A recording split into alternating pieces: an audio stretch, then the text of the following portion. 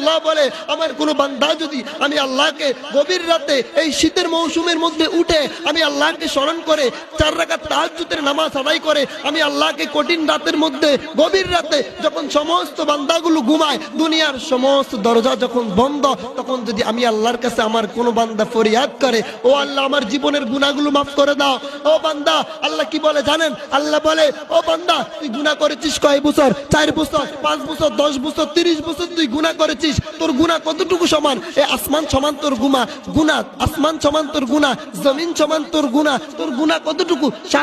সাগর সমতুল্য তোর গুনাহ। কিন্তু না বান্দা, তুই তো জানিস না কুলিয়া ইবাদিয়াল্লাযিনা আসরাফু আলা আনফুসিহিম লা তাকনাতু মির রাহমাতিল্লাহ।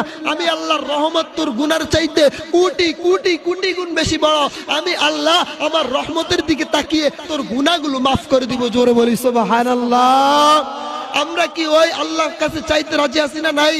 নামাজ পড়বেন তো বাবা ইনশাআল্লাহ?